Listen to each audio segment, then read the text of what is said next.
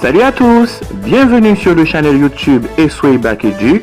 Sur ce channel, vous trouverez des vidéos avec des explications et des techniques sur des exercices de chimie pour le baccalauréat haïtien et le baccalauréat français.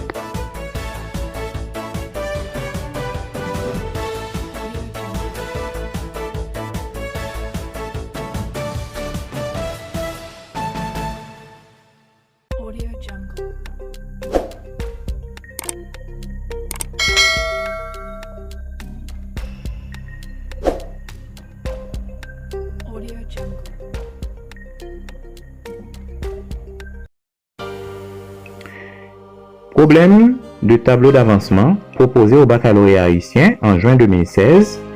Code de l'examen Polyocide SR en série SVT, SMP, SES, LLA. Problème numéro 3.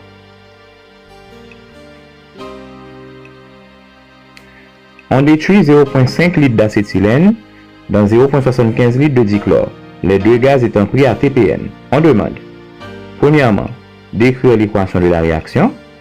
Deuxièmement, de dresser le tableau d'avancement de la réaction qui précise un bilan de matière à l'état final.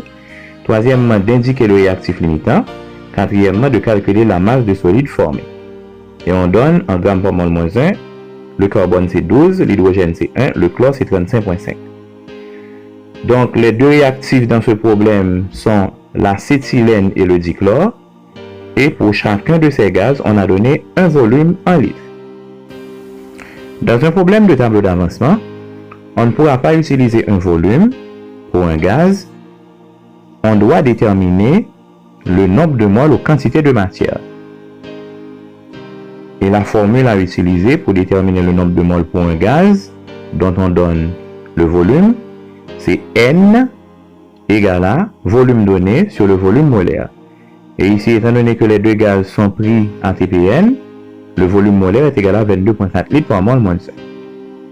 Donc, n'oubliez pas, quand on vous donne des volumes de gaz, il faut poser N égale à volume donné sur volume molaire. Donc, le tableau d'avancement comporte 4 lignes. La première ligne pour l'équation équilibrée. La deuxième ligne, c'est l'état initial en début de réaction. La troisième ligne, c'est l'état intermédiaire en cours de réaction. La quatrième ligne, c'est l'état final en fin de réaction.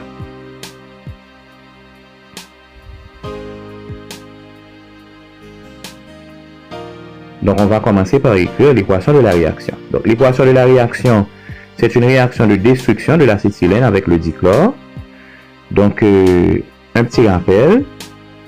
À la lumière vive, le dichlore donne des réactions de destruction avec les hydrocarbures. Donc, ici, on a du carbone et du gaz chlorhydrique.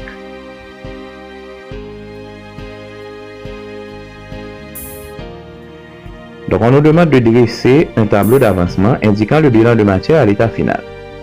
Donc, étant donné que dans le tableau, on ne peut pas utiliser les volumes, on va déterminer les nombres de moles ou quantité de matière.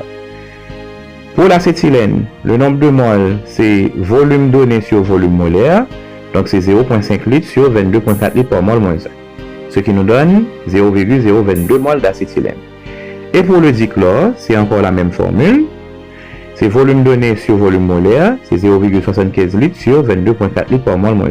Et on obtient 0,033 moles de dichlore.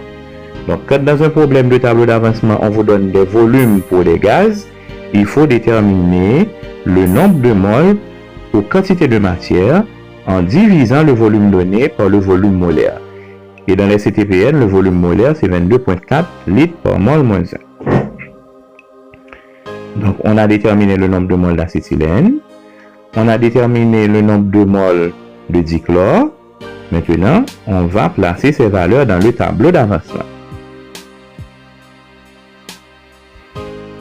Donc, voilà, là, on a notre tableau. Dans la colonne de l'acétylène, on a placé le nombre de moles d'acétylène qui est 0,022.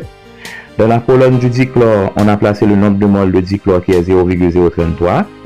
Dans la colonne du carbone, on a mis 0 parce que c'est un produit. Dans la colonne du gaz chlorhydrique, on a mis 0 parce que dans l'état initial, les produits sont toujours égaux à 0. Maintenant, état intermédiaire. Le coefficient de l'acétylène, c'est 1. Donc, c'est la valeur initiale 0,022 moins x. Quand le coefficient, c'est 1, on ajoute seulement moins x. Le coefficient du dichlore, c'est également 1, sous-entendu. Donc, on prend la valeur initiale moins x. Quand le coefficient, c'est 1, eh bien, on prend la valeur initiale moins x. Pour le carbone qui est un produit, on prend le coefficient directement accompagné de x, ça nous donne 2x. Pour le gaz chlorhydrique qui est un produit, on prend le coefficient qui est égal à 2 accompagné de x directement. Donc pour les réactifs, on a une soustraction. Pour les produits, on prend les coefficients directement accompagnés de x. OK? Pour les réactifs, il y a toujours une soustraction entre la valeur initiale et le coefficient accompagné de x. Maintenant, pour l'état final, c'est encore l'état intermédiaire. OK? Mais au lieu d'écrire x, on écrit x max. Donc, au lieu de 0,022 moins x, on a 0,022 moins x max. Au lieu de 0,033 moins x, on a 0,033 moins x max. Au lieu de 2x, on a 2x max. Au lieu de 2x pour le gaz chlorhydrique également, on a 2x max. Maintenant, pour déterminer l'état final, il faut d'abord déterminer x max. Et comment on détermine x max? Il y a deux hypothèses. Quelles sont ces deux hypothèses? Eh bien, on va poser les deux binômes des réactifs égales à 0. Il faut toujours poser les deux binômes des réactifs égales à 0. Pour l'acétylène, c'est 0,022 moins x qu'on va poser égal à 0. Et pour le dichlore, c'est 0,033 moins x qu'on va poser égal à 0. Pour déterminer l'état final, il faut chercher x max en posant les deux binômes des réactifs égales à 0. Donc, hypothèse 1 pour l'acétylène, 0,022 moins x égale à 0. En fin de compte, on trouve x égale à 0,022. Hypothèse 2 pour le dichlore, en posant 0,033 moins x égale à 0, on trouve x, en fin de compte, égale à 0,033. Maintenant, on va prendre la plus petite valeur pour x max. La plus petite valeur, c'est 0,022. 0,022 est plus petit que 0,033. Et la plus petite valeur a été donnée par le binôme de l'acétylène. Donc, on sait déjà que l'acétylène est le réactif limitant. N'oubliez pas que le binôme qui donne la plus petite valeur, c'est le réactif limitant. Et maintenant, qu'est-ce qu'on va faire? On retourne dans le tableau et on remplace x max par sa valeur. Ce qui nous donne 0,22 moins 0,22 pour l'acétylène, 0,23 moins 0,22 pour le chlore, 2 fois 0,22 pour le carbone, 2 fois 0,22 pour le gaz chlorhydrique. Donc, étant donné que le réactif limitant, c'était l'acétylène, on sait déjà que ça va donner 0. Le binôme qui donne le réactif limitant doit toujours donner 0 à l'état final. Et pour les calculs, pour le dichlore, on a 0,011. Pour le carbone, 0,044. Pour le gaz chlorhydrique, 0,044. Donc, si on nous pose une question sur le carbone, on va utiliser 0,044.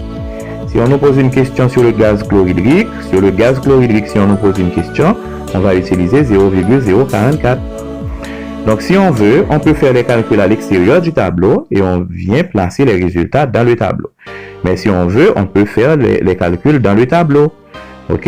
Ça dépend. On peut faire les calculs dans le tableau directement.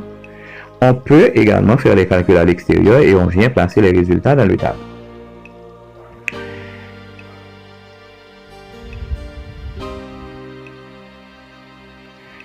Maintenant, indiquer le réactif limitant. Donc, le réactif limitant, c'est l'acétylène, on le savait déjà, parce que à l'état final, le nombre de moles d'acétylène est égal à 0. Calculer la masse de solide formé. Le solide formé, c'est le carbone. Et pour déterminer une masse à partir du tableau, on pose la formule masse égale à nombre de moles par masse molaire. Donc, nombre de moles de carbone par masse molaire du carbone. Donc, dans le tableau à l'état final, le nombre de moles de carbone, c'est 0,044.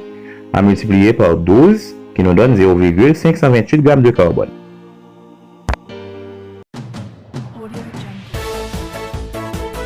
Merci à tous d'avoir regardé cette vidéo. Si vous avez aimé, n'hésitez pas à partager avec tous vos amis. Abonnez-vous à notre chaîne YouTube Eswey Bakeduc pour vous informer de toutes nos nouvelles vidéos. Merci.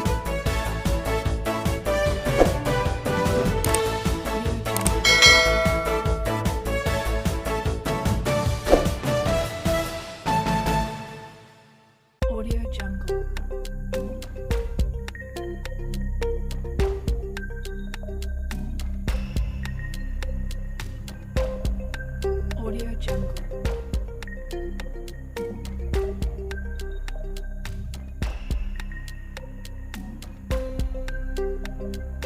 Audio Jungle.